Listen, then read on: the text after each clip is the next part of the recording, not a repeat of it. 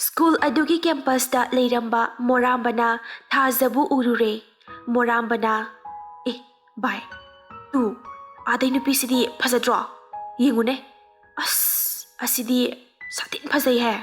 Masam ka se tentak.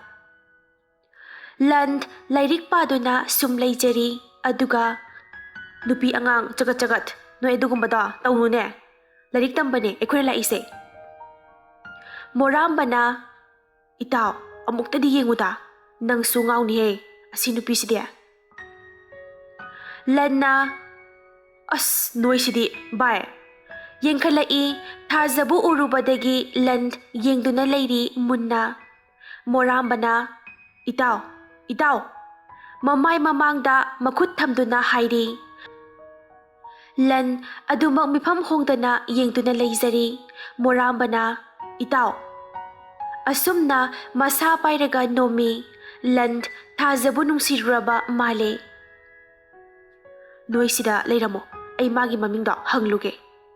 Asumna lanna morambada hai. Morambana nupiban bayadaba larikta honaduna leiba manaka taurisi yengune. Masina taurakpasidi yahe aigi oigena tauraga. Land lariktu paraga thazatamna chatli. Land tusinaba saraga tuge tawbani adubu asengmamaki soibadagi longna haithagi. Khanghaudana thazana ngai. Land mamit tapna panglai khangprek khangi. Thazana namaido adugam thaitubu kaigino chatpadabu. Land tapna hairi uhogda taurine ado khangnase aigi ming land. Asumna land khut tingthoi.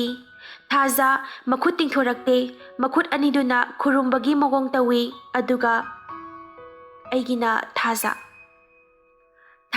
machinda sonjai aidi tinaningde tinabadale imphal macha paisa paibaga tinaningde.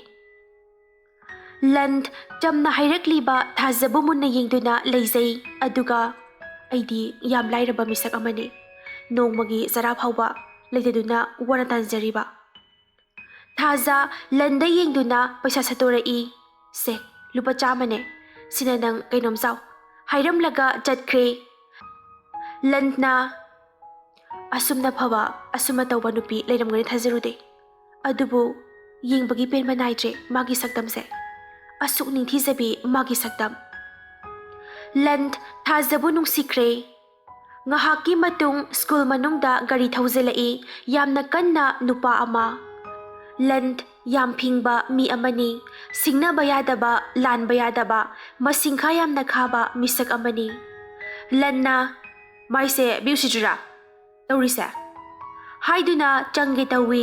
Morambana langi maching khangduna morambana lan tapthokoi tawrage bye mi gari thawhadetana tawjari uramni nang sima phingangre nupina amta yaroi nang adumaina ga tawradi. Land amuk morambagi manakta changaaga sauna larikto phakdukduna yengi. Moramba mihun khara phathai. Jack gari dagi kumtharai yam nana college aduda leiramba satri mayam Jack ta loina yengnai. Leinana wow asidi bye khupajamane amta yengoba aisi nupase pame nungsi hekta haijin tare. Liza Jack te yengi wakhalda asidi phajai he post khuta sidi haina masu khanjai. Somdana thaza Jack ubadagi toilet ta yam thuina changduna masam punkhatlaga tupi upsalaga thoklai. Jack yam lanjadaba saraga chinglemnaga changai. Jack na hi class 11 science ki room sibu. Morambana ahanba kabirakbra. Hoi ahanba kajarakpane yaragadi amta haibirauba. Morambana si kajidane. Jack hoi changjarukike dudi. Asumna class haure school ado. Land bye dula chaluslao. Morambana class haura kansida nangama. Oza aduna lan kaidawre kayo noy nanganari duba. Lanna sir mapanamukta thoksaruke. Oza aduna Hoi, thuro, yam thuna halo.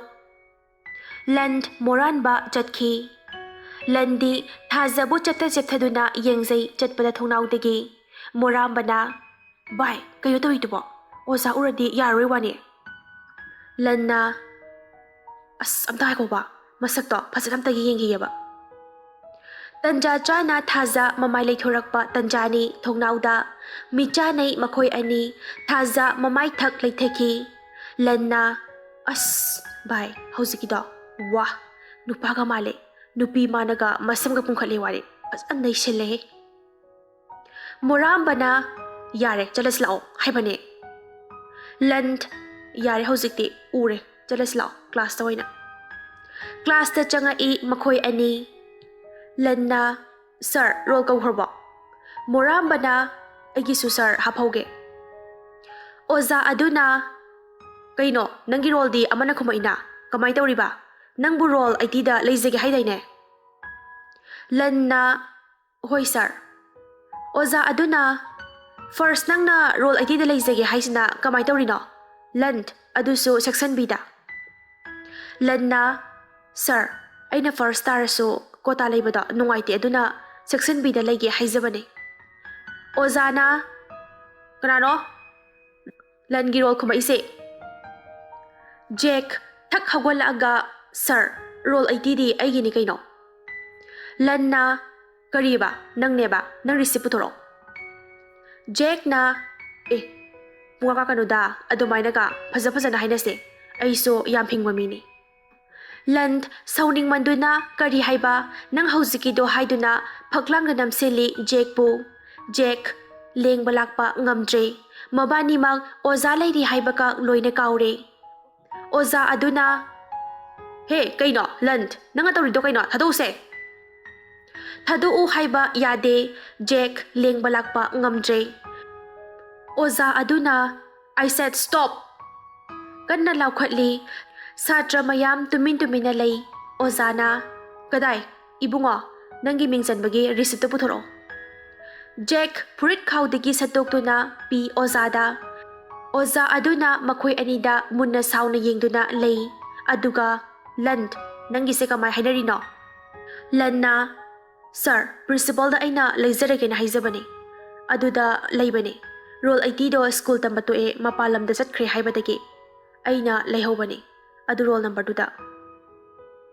ozana ibungo nangna kamay oirino Jack mangak khara thikat laga sir ekoi baba do MLA ni oza aduna MLA ni haywai banate ne kamay tawrino haibani Jack na sir baba na chalure oza adu receipt to phaktok tu na yengi lan saur ani haiduna chedu yengaga purit khawda hapsele land nang section bida chalo Land Jack da pay na yengamaga tapna thoki Jack su sir ID roll ID se section A na sida changjarakpani ay su chatlage Jack asawba amaga loyana chatke dawi punaning bagi mayay na thoke dawi oza aduna nangdi sida sumphamo ibungo yare ne Jack na ID roll makha thadabadi ngamoy ID dudum oini nattraga na mathakta hapo Oza aduna parese roll gibo nang 1 se oizaro asomna Jack na 11 gi 1 oire somdana may come in sir ozana ibungo nang bu sida tabro nang bu haige tawbaga lanna marak thalai sir ay sida zabane adugine ozana lanbu roll kayano haiduna hangai lanna ay tine sir roll kawana ba phai oza aduna okay jango phamo land jara chatlaga thazagi bench mapa chapchana phami thazana as sina amu kadomdagino tawrisna Liza landa yingi aduga spek asiga onthokna pakhidre tawrise nakandagi lainana hairi aduma hainune ibema ring 1 sise lairik haibada hainariba satrane Thazana Leina ring 1 oiraga sida kamaina phamiba Leina na adune ay sungak na ngasay dagi yengduna layrise Makhoi ahum wari sanari, landi thaza yengbada makokado paidawre. Oza ado langi mataudo uraga yengduna lay. Tok thoklanga maraibakta chapsana pali langi lanna ayo. Oza langi manakta lai aduga kaino land nasado class da napun isang sangde. Kaino tawiduba? Kamay tawrino? You are the best students of this school. Adu khangna nasana gyan taw. Lanna, sorry sir. Okay, sit down. Oza aduna. Okay, students, let us continue now. Asumna oza na takthari.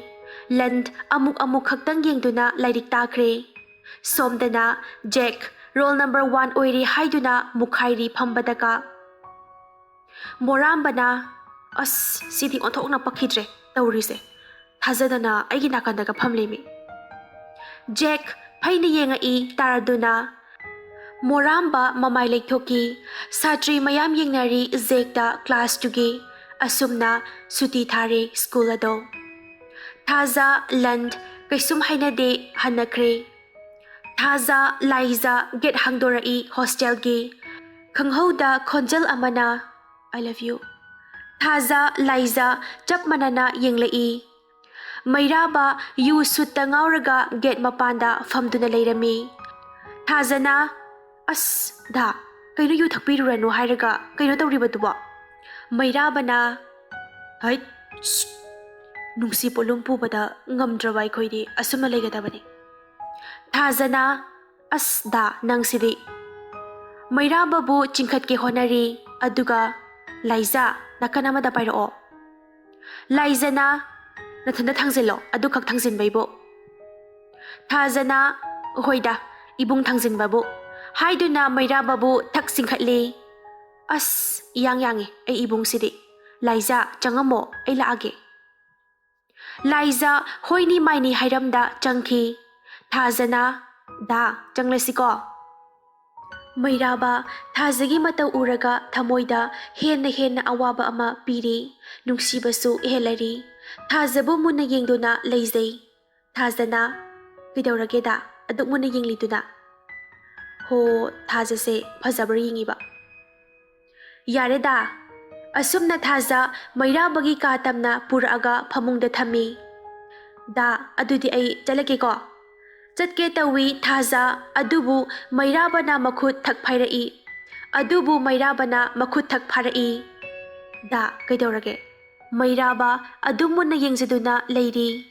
Thazana da kaidawrage. Kay haigi habano. Mairaba pairamba makhut adu khangta thadoi. Kisu tawdeda. Chalo. Thaza Mairababu yenglamlaga ka adudagi thoki. Joy Thaza Mairabagi matau uzaraga harawi penjari. Haukraba punsi mate khara ningsingjai. Lakhi Mairabagi mamani. Lakhina ichanupase luna tawra uko. Mamitagi mapi tahalakanu ko. Joyna yare chatkro mafam asidagi amuk hana su nangi khongot lira aro ai. Khangbra nachasisu sikrabani lo nangi nafamdagi. Lakhina aigi asengba saktam khanglaba kanda nang aibu thiraktaba ngambo oyuko. Ai chatle ngasidagi mafam asida amuk hana khong thangzila aroi. Lairaba aina inakhunbagi imungda leibada matik yama sadraba male. Lakhi mafam adudagi thoki. Joy lakhina chatkhiba adu yengduna leihawi. Asumna Joy mamittagi khamba ngamda mitlupirang sintharakli. Matamna asum hauki. Lanna thazabu senazabasu lepsade. Nungtigi senari. Thazasu khangdabadi nate adubu kokthakta Nungshi Potlum pugani khanbada masado kibana wahi ama phauba haide. Mairaba somdasu yu thaktuna masana masabu wahanjari. Asumna asum haukibana class 11 gi exam su loiduna 12 karakle. Mairabasu thazabu kuhen senazari kadai de kari suhigadagi haiduna mikup khuding. Asumna matam sum haukibana lairiki preparation kana tauduna 12 thanana bahonari laiza thazasu. Adubu hauzikti laizadi thazabu yaknaba oina ure. Thazanadi magi kainom laibada laizada pizari. Kainom thoklakpada laizagini haiduna gift oina piri. ꯃꯌꯥꯝꯒꯤ ꯁꯦꯕꯥꯁꯨ ꯇꯧꯔꯤ ꯊꯥꯖ ꯍꯦꯛ ꯍꯥꯡꯕ ꯃꯇꯝꯗ auto ꯊꯧꯗꯨꯅ ꯁꯦꯜꯁꯨ ꯇꯥꯟꯖꯔꯤ ꯑꯍꯥꯡꯕ ꯃꯇꯝ ꯍꯥꯏꯕ ꯑꯃꯠꯇ ꯂꯩꯖꯗꯦ ꯊꯥꯖꯒꯤ ꯃꯐꯝꯗ ꯑꯁꯨꯝꯅ ꯃꯇꯝꯅ ꯁꯨꯝ ꯍꯧꯈꯤ ꯈꯥꯝꯕ ꯉꯝꯗꯦ ꯁꯨꯝ ꯆꯠꯈꯤꯕꯅ 12ꯀꯤ ꯑꯦꯛꯖꯥꯝꯁꯨ ꯌꯧꯔꯛꯂꯦ ꯂꯟ ꯖꯦꯛꯁꯨ ꯅꯨꯡꯇꯤꯒꯤ ꯈꯟꯅꯕꯁꯨ ꯂꯦꯞꯇꯦ ꯅꯨꯡꯇꯤꯒꯤ ꯎꯪꯈꯠꯅꯩ ꯖꯦꯛꯅ ꯂꯟꯕꯨ ꯂꯥꯏꯔꯕꯅꯤ ꯍꯣꯁꯇꯦꯜꯗ ꯂꯩꯕꯅꯤ ꯍꯥꯏꯗꯨꯅ ꯎꯁꯤꯠꯇꯦ ꯈꯠꯅꯕ ꯇꯠꯇꯅ ꯍꯧꯏ ꯐꯠꯇꯕ ꯇꯤꯟꯅꯕꯅ ꯐꯠꯇꯕ ꯇꯤꯟꯅꯩ ꯍꯥꯏꯗꯨꯅꯤ ꯑꯐꯕ ꯇꯤꯟꯅꯕꯅ ꯑꯐꯕ ꯑꯣꯏ ꯍꯥꯏꯕꯗꯨꯅꯤ ꯂꯟꯅ ꯂꯥꯏꯔꯤꯛ ꯍꯩꯕ ꯒ꯭ꯌꯥꯟ ꯇꯥꯕ ꯄꯨꯜꯂꯤ ꯖꯦꯛꯅ ꯐꯠꯇꯕ ꯁꯪꯒ ꯇꯧꯔꯤ ꯁꯦꯜ ꯆꯥꯊꯣꯛꯅꯤꯡꯕ ꯀꯥꯡꯕꯨ ꯅꯨꯡꯉꯥꯏꯅꯤꯡꯕ ꯀꯥꯡꯕꯨꯒꯅ ꯖꯦꯛꯀꯅ ꯄꯨꯜꯂꯤ ꯁ꯭ꯀꯨꯜꯒꯤ ꯑꯣꯖꯥꯅ ꯃꯈꯣꯏ ꯑꯅꯤꯕꯨ ꯃꯁꯛ ꯃꯨꯟꯅ ꯈꯪꯉꯤ ꯑꯃꯅ ꯂꯥꯏꯔꯤꯛ ꯍꯩꯕ ꯒ꯭ꯌꯥꯟ ꯇꯥꯕꯗ ꯑꯃꯅ ꯀꯔꯟ ꯇꯥꯕ ꯃꯤ ꯐꯨꯅꯕꯗ ꯁ꯭ꯀꯨꯜ ꯑꯗꯨꯗ ꯈꯪꯅꯔꯤ ꯊꯥꯖ ꯂꯟꯕꯨ ꯅꯨꯡꯁꯤꯕꯗꯤ ꯐꯥꯎꯗꯕ ꯅꯠꯇꯦ ꯊꯃꯣꯏꯗ ꯃꯍꯥꯛꯅ ꯐꯥꯎꯔꯤꯕ ꯑꯗꯨꯒꯨꯝꯅ ꯃꯩꯔꯥꯕꯅꯁꯨ ꯊꯥꯖꯕꯨ ꯊꯃꯣꯏꯗ ꯏꯁꯣꯔꯗꯧꯅ ꯂꯥꯠꯆꯔꯤ ꯀꯌꯥꯗ ꯅꯨꯡꯁꯤꯖꯔꯤ ꯀꯅꯥ ꯑꯃꯠꯇ ꯈꯪꯍꯟꯗꯅ ꯃꯩꯔꯥꯕꯅ ꯊꯥꯖꯕꯨ ꯅꯨꯡꯁꯤꯔꯤ ꯂꯣꯟꯅ ꯂꯣꯟꯅ ꯅꯨꯡꯁꯤ ꯃꯥꯏꯊꯣꯡ ꯌꯦꯡꯖꯔꯤ ꯅꯣꯡ ꯐꯥꯗꯣꯛ ꯎꯕ ꯌꯥꯎꯗꯕ ꯅꯠꯇꯦ ꯂꯥꯏꯖꯅ ꯂꯥꯏꯖ ꯎꯕꯗꯗꯤ ꯑꯁꯨꯛꯀꯤ ꯃꯇꯤꯛ ꯁꯥꯎꯏ ꯆꯥꯛ ꯆꯥꯗꯕ ꯅꯨꯃꯤꯠ ꯐꯥꯎꯕ ꯌꯥꯎꯏ ꯂꯥꯏꯖꯗꯣ ꯁꯥꯎꯅꯤꯡꯕꯅ ꯊꯥꯖꯗꯤ ꯊꯣꯏꯅ ꯈꯟꯖꯤꯜꯂꯨꯗꯦ ꯃꯍꯥꯛꯇꯤ ꯂꯥꯏꯖꯕꯨ ꯑꯁꯨꯛꯀꯤ ꯃꯇꯤꯛ ꯅꯨꯡꯁꯤꯖꯩ ꯑꯁꯨꯝꯅ ꯑꯁꯨꯝ ꯆꯠꯈꯤꯕꯅ ꯑꯦꯛꯖꯥꯝ ꯂꯣꯏꯕ ꯅꯨꯃꯤꯠꯅꯤ 12ꯀꯤ ꯊꯥꯖ ꯂꯥꯏꯖ ꯅꯣꯛꯇꯨꯅ ꯊꯣꯛꯂꯛꯏ ꯂꯟ ꯊꯥꯖꯕꯨ ꯌꯦꯡꯗꯨꯅ ꯂꯩꯖꯔꯤ ꯈꯪꯍꯧꯗ ꯖꯦꯛ ꯍꯣꯏ ꯀꯥꯡꯕꯨꯅ ꯊꯥꯖꯒꯤ ꯃꯅꯥꯛꯇ ꯆꯪꯁꯤꯜꯂꯛꯑꯒ ꯂꯣꯏꯔꯕꯅꯤ ꯍꯥꯏꯗꯨꯅ ꯊꯥꯖꯗ ꯂꯛꯅꯔꯒ ꯈꯨꯠꯇꯒ ꯄꯥꯏꯒꯦ ꯇꯧꯏ ꯂꯟ ꯁꯥꯎꯕꯅ ꯃꯁꯥꯗꯣ ꯐꯥꯊꯕ ꯉꯝꯗ꯭ꯔꯦ ꯊꯥꯖ ꯐꯅꯦꯛ ꯁꯦꯠꯂꯛꯄꯅ ꯀꯩꯁꯨ ꯍꯥꯏꯗꯦ ꯃꯥꯒꯤ ꯆꯠꯐꯝ ꯊꯣꯛꯄ ꯆꯠꯂꯒ ꯂꯩ ꯂꯥꯏꯖ ꯈꯨꯗꯥꯡ ꯈꯪꯍꯧꯗ ꯖꯦꯛꯅ ꯄꯥꯏꯈꯤ ꯂꯟ ꯁꯠ ꯆꯦꯟꯁꯤꯟꯈꯤ ꯃꯣꯔꯥꯝꯕ ꯃꯈꯨꯠ ꯐꯥꯏ ꯅꯪꯍꯧꯗꯦ ꯌꯥꯝ ꯐꯤꯡꯒꯜꯂꯤ ꯆꯪꯁꯤꯟꯈꯤꯕꯅ ꯍꯥꯜꯂꯤ ꯂꯟꯅ ꯀꯥꯎꯊꯣꯛꯈꯤ ꯖꯦꯛꯄꯨ ꯖꯦꯛ ꯁꯜꯂꯒ ꯇꯥꯈꯤ ꯂꯟꯅ ꯅꯁꯥꯅ ꯁꯦꯠꯂꯤꯕ ꯌꯨꯅꯤꯐꯣꯔꯝ ꯑꯗꯨꯒꯤ ꯏꯖꯠ ꯈꯔꯁꯨ ꯉꯥꯛꯄ ꯇꯝꯃꯣ ꯑꯗꯨ ꯉꯥꯛꯄ ꯉꯝꯗꯕ ꯅꯈꯣꯏꯕꯨ ꯀꯔꯝꯕ ꯃꯤꯅꯣ ꯍꯥ ꯁꯥꯎꯅ ꯍꯥꯏꯔꯤ ꯁꯥꯇ꯭ꯔ ꯃꯌꯥꯝ ꯏꯀꯣꯏ ꯀꯣꯏꯔꯤ ꯂꯟꯕꯨ ꯖꯦꯛ ꯍꯧꯒꯠꯂꯛꯏ ꯑꯦꯛꯖꯥꯝ ꯉꯥꯛꯏꯕ ꯁꯦꯀ꯭ꯌꯨꯔꯤꯇꯤ ꯃꯌꯥꯝ ꯆꯦꯟꯁꯤꯜꯂꯛꯏ ꯃꯈꯣꯏꯒꯤ ꯃꯅꯥꯛꯇ ꯖꯦꯛꯅ ꯉꯥꯏꯈꯣ ꯁꯦꯀ꯭ꯌꯨꯔꯤꯇꯤ ꯃꯌꯥꯝ ꯁꯦꯀ꯭ꯌꯨꯔꯤꯇꯤ ꯌꯦꯡꯉꯛꯏ ꯖꯦꯛꯇ ꯖꯦꯛꯅ ꯉꯁꯤꯒꯤꯗꯤ ꯃꯔꯤꯜ ꯀꯌꯥꯝ ꯂꯩꯒꯦ ꯌꯦꯡꯊꯣꯛꯅꯒꯦ ꯅꯨꯄꯤꯒꯤꯗꯤ ꯅꯠꯇꯦ ꯍꯥꯏꯔꯒ ꯐꯨꯔꯤꯠ ꯂꯧꯊꯣꯛꯏ ꯁꯦꯀ꯭ꯌꯨꯔꯤꯇꯤꯅ ꯅꯪ ꯌꯥꯝ ꯐꯥꯎꯕ꯭ꯔꯥ ꯐꯥꯒꯦ ꯇꯧꯏ ꯖꯦꯛ ꯃꯄꯥꯗ ꯐꯣꯟ ꯇꯛ ꯇꯧꯏ ꯏꯅꯥꯛ ꯈꯨꯟꯕ ꯐꯣꯟ ꯄꯥꯏꯈꯠꯂꯛꯏ ꯖꯦꯛꯅ ꯑꯩꯅꯦ ꯕꯕꯥ ꯁꯦꯀ꯭ꯌꯨꯔꯤꯇꯤꯁꯤꯡꯁꯦ ꯃꯊꯧ ꯇꯧ ꯍꯥꯏꯔꯛꯑꯣ ꯐꯣꯟꯗꯣ ꯄꯤ ꯄꯨꯂꯤꯁꯁꯤꯡꯗꯨꯗ ꯏꯅꯥꯛ ꯈꯨꯟꯕꯅ ꯍꯥꯏꯔꯛꯄꯗꯒꯤ ꯊꯣꯛꯈꯤ ꯄꯨꯂꯤꯁꯁꯤꯡ ꯊꯥꯖꯅ ꯂꯟ ꯃꯣꯏꯒ ꯃꯥꯟꯅꯒꯅꯣ ꯂꯥꯏꯔꯕꯅꯤ ꯈꯟꯅ ꯍꯥꯏꯖꯔꯤ ꯂꯟ ꯃꯣꯔꯥꯝꯕꯗ ꯌꯦꯡꯉꯛꯏ ꯏꯪꯒꯤꯠ ꯑꯃ ꯇꯧꯈꯤ ꯖꯦꯛ ꯍꯣꯏ ꯀꯥꯡꯕꯨꯒ ꯐꯨꯅꯔꯤ ꯂꯟ ꯂꯣꯏꯅ ꯐꯨꯗꯔꯤ ꯃꯊꯪ ꯃꯊꯪ ꯊꯥꯖ ꯌꯦꯡꯗꯨꯅ ꯂꯩꯔꯤ ꯂꯥꯏꯖꯗꯤ ꯁꯥꯎꯕꯅ ꯂꯣꯏꯔꯦ ꯃꯥꯅ ꯖꯦꯛꯄꯨ ꯈꯔ ꯅꯨꯡꯁꯤꯖꯕꯅꯤ ꯂꯟ ꯖꯦꯛꯄꯨ ꯃꯈꯣꯡ ꯃꯈꯨꯠꯀ ꯂꯣꯏꯅ ꯊꯨꯗꯦꯛꯏ ꯑꯣꯖꯥ ꯃꯌꯥꯝ ꯆꯦꯟꯊꯣꯔꯛꯏ ꯑꯣꯖꯥꯅ ꯂꯟ ꯀꯩꯅꯣ ꯅꯪ ꯇꯧꯔꯤꯁꯦ ꯍꯥ ꯈꯨꯄꯥꯛꯅ ꯊꯥꯈꯤ ꯂꯟꯗ ꯁꯥꯔ ꯑꯣꯖꯥ ꯑꯗꯨꯅ ꯀꯧꯔꯛꯀꯅꯣ ꯈꯪꯕ꯭ꯔꯥ ꯅꯪꯕꯨ ꯑꯩꯈꯣꯏꯅ ꯁ꯭ꯀꯨꯜ ꯑꯁꯤꯒꯤ ꯁꯥꯇ꯭ꯔ ꯑꯐꯕꯅꯤ ꯈꯟꯅ ꯂꯩꯔꯤꯕ ꯑꯗꯨꯒ ꯅꯍꯥꯛꯅ ꯇꯧꯔꯤꯕ ꯑꯁꯤꯒ ꯂꯟ ꯈꯥꯝꯕ ꯉꯝꯗ ꯃꯤꯠꯂꯨ ꯄꯤꯔꯥꯡꯁꯨ ꯁꯤꯟꯊꯔꯛꯂꯤ ꯊꯥꯖꯁꯨ ꯃꯥꯒꯤ ꯃꯔꯝꯒꯤ ꯈꯠꯅꯔꯤꯅꯤ ꯈꯟꯕꯗ ꯊꯃꯣꯏ ꯀꯥꯏꯅ ꯂꯦꯞꯇꯨꯅ ꯂꯩ ꯖꯦꯛ ꯁꯥꯎꯅ ꯃꯈꯨꯠ ꯅꯥꯝꯃꯅ ꯐꯣꯟ ꯃꯦꯠꯇꯨꯅ ꯃꯄꯥꯗ ꯀꯣꯜ ꯇꯧꯈꯤ ꯂꯟ ꯆꯠꯀꯦ ꯍꯥꯏꯗꯨꯅ ꯂꯩꯊꯣꯛꯏ ꯄꯨꯂꯤꯁ ꯃꯌꯥꯝꯅ ꯃꯍꯥꯛꯄꯨ ꯐꯥꯔꯤ ꯆꯠꯄ ꯌꯥꯔꯣꯏ ꯍꯥꯏꯗꯨꯅ ꯑꯁꯨꯝꯅ ꯑꯣꯖꯥ ꯃꯌꯥꯝ ꯊꯣꯛꯂꯛꯇꯨꯅ ꯂꯟ ꯖꯦꯛ ꯃꯈꯣꯏꯒꯤ ꯁ꯭ꯇꯥꯐ ꯔꯨꯝꯗ ꯊꯝꯃꯤ ꯃꯃꯥ ꯃꯄꯥꯕꯨ ꯀꯧꯍꯜꯂꯔꯤ ꯂꯟꯗꯤ ꯈꯥꯝꯕ ꯉꯝꯗ ꯃꯤꯠꯂꯨ ꯄꯤꯔꯥꯡ ꯁꯤꯟꯊꯗꯨꯅ ꯂꯩꯔꯤ ꯊꯥꯖ ꯂꯥꯏꯖ ꯇꯨꯃꯤꯟꯅ ꯌꯦꯡꯖꯔꯤ ꯊꯣꯡꯅꯥꯎꯗꯒꯤ ꯉꯍꯥꯛꯀꯤ ꯃꯇꯨꯡ ꯏꯅꯥꯛ ꯈꯨꯟꯕ ꯒꯥꯔꯤ ꯁ꯭ꯀꯣꯠ ꯃꯌꯥꯝꯒ ꯃꯊꯪ ꯃꯊꯪ ꯊꯧꯖꯤꯜꯂꯛꯏ ꯁꯥꯇ꯭ꯔ ꯃꯌꯥꯝ ꯂꯣꯏꯅ ꯌꯦꯡꯗꯨꯅ ꯂꯩꯅꯔꯤ ꯖꯦꯛꯇꯤ ꯃꯄꯥ ꯂꯥꯛꯄꯗ ꯃꯨꯛꯈꯥꯏꯔꯤ ꯃꯈꯨꯠ ꯑꯇꯦꯛꯄꯗꯨꯒ ꯑꯣꯖꯥꯅ ꯂꯟ ꯅꯪꯒꯤꯗꯤ ꯐꯣꯟ ꯇꯧꯈ꯭ꯔꯒꯦ ꯍꯥꯏꯔꯛꯑꯣ ꯂꯟꯅ ꯁꯥꯔ ꯌꯥꯔꯒꯗꯤ ꯌꯥꯝ ꯊꯨꯅ ꯍꯥꯏꯔꯛꯑꯣ ꯃꯈꯥ ꯇꯥꯔꯛꯀꯅꯣ ꯄꯤꯔꯛꯑꯣ ꯍꯥꯏꯔꯗꯤ ꯄꯤꯔꯛꯑꯣ ꯖꯦꯛ ꯂꯟꯗ ꯃꯃꯤꯠ ꯐꯩꯅ ꯌꯦꯡꯉꯤ ꯂꯟꯁꯨ ꯌꯦꯡꯉꯛꯄ ꯇꯟꯖꯥ ꯊꯣꯛꯇꯨꯅ ꯃꯤꯠ ꯆꯥꯅꯩ ꯂꯟ ꯁꯥꯎꯕꯅ ꯃꯁꯥꯗꯣ ꯐꯥꯊꯕ ꯉꯝꯖꯗꯦ ꯊꯥꯖꯗꯤ ꯃꯁꯥ ꯑꯗꯨ ꯂꯩꯇꯥꯐꯝ ꯈꯪꯖꯗꯦ ꯏꯅꯥꯛ ꯈꯨꯟꯕꯒꯤ ꯃꯒꯨꯟ ꯈꯪꯕꯅ Inakhunba Scott mayamduga hekta sauna changai staffta. Inakhunba staff yurakpaga machagi saktam ubada chensilai. Inakhunbana Jack ngasi phawbada khutna se thadribani. Aduga kanano isabu tawribase. Lant inakhunbada munna yingi. Ainane nasado khara warakpani. Inakhunba chensinduna lanbu kausili mabukta oza aduna khamdoi. Inakhunbana hai wangangano noi loina thabak tatkero ha noi na ngasai na khamdokidi leite. Oza maya maruluk thaki inakhunbana si phugayune nokoi kaidawri yengduna leiriba duba. Security maya lanbu phudari lant mayadagi iga tarakli. Thaza yengba ngamraduna chenki toilet lomda. Somdana mairaba ngasidi mahak thazabungaiduna leizari wahai khara haige haiduna ka manungda. Upuda leiriba photo adu puthokduna mamaidana leizari yengingduna.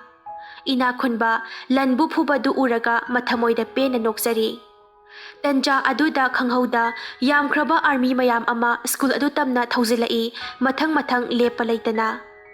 Mayam laiba aduda yengduna leiri mayakana. Army mayamna school ado pungkoi koiri oza aduna kanano laiba sina. Inakhunbana aina kaubani angang hatokena lamhenbagi moida puhan ki tawbani. Laiba army mayamdugi officer adu gari dagi kumtharai yamna nana. Inakhunba staff tagi chentorai. Inakhunbana sir kay leibige sida lakpirisbo. Major lokena Sidai sida angang khara khanai haiba adugi laksabani. Inakhunbana oh sir ichanupa gani amadu khara takhat male. Aduda aigi ichanupa na khara warakpoi watemboi oina tawriba zanida. Lokena makhoi bukadom da lege angang singdubo. Moramba chief ama charaga wakhalda khali. Ngasidi nungai ni komhai. Ngasidi kanana power lagi habado yenge. Asumna lokent inakhunba changai staff room da. Lokent staff ki padardu hek haidokpaga lanna leimaida taduna leiriba adu ure. Khanghaudana chensilai major ado. Lokena land tabro ste tabro papala e hojikti mitpango. Hai kanalai ambulance thuna. Leiramliba miyam adu ngagnare. Kaigi ngaknaroi nongmata sauthokpa yaudaba lairabanita haizaba schoolda ozada mama mapasu nongmata schoolda lakhide aduna kamdauna ngakoi. Miyamna phange ngamdraba nupa thokpa major oirambani mapasu. Oza ngakna yengli yamna thuna ambulance kauki. Inakhunba chenseli lokent amadi langi manakta. Aduga jekte khupangna thari. Inakhunbana ibungo aigi isana lanba oiramgani ai khangi phatkhidraba angangni hadak matang sidi aigi suma yingbiyuba yaragadi. Lokena yare noy phamasida yam thuna chatkro phamasida pantharagano pantharabadi phanaraktabasu yai. Nongmata khubangna se tharaktriba isani aduga ngasina asibagum taduna leiramba aduda lokent thamoi asugi matik sokre. Sat haugatli lokent IRB security singduna haizari. Sir tapthabiyu saubigano aikhoisu mathak thongbagi order na tawjakibani. Major aduna hairai mathak thongbana haiduna nakhoi noibu poiba nama adusu mara leire hairabadi hekta hatka dawribra. Maya mamai luk thaki lokena aigi isana kaisula lamoi haiba ai khangi lariktana mathau oiduna leiribani ngasi phawba makoka thongduna lakpa isana. Lokent kaptuna hairekli. Inakhunba jekpu phuduna puthoki kauduna ngahaki matung ambulance tangtuna yamathuna gari da hapkatuna gari kana thauduna hospital da puri. Inakhunba jekpu kauduna gari da hapkatli.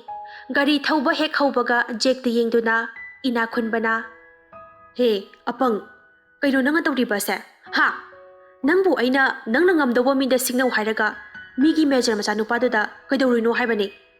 Jek na aisu khangdre amta lairabada sai aduda lairaba mandana aisu mana pamjariba nupiduki mamanabiduda laknarubani. Inakhunbana nupida ngahak laknarubadagi nakhudote ipana set tharaktriba nangsu mi mamangda ꯇꯧꯗ ꯌꯥꯗꯗꯅ ꯈꯣꯡꯄꯥꯛꯅ ꯀꯥꯎꯗꯅ ꯄꯨꯔꯛꯑꯦ ꯑꯗꯨ ꯐꯔꯤꯕ꯭ꯔꯥ?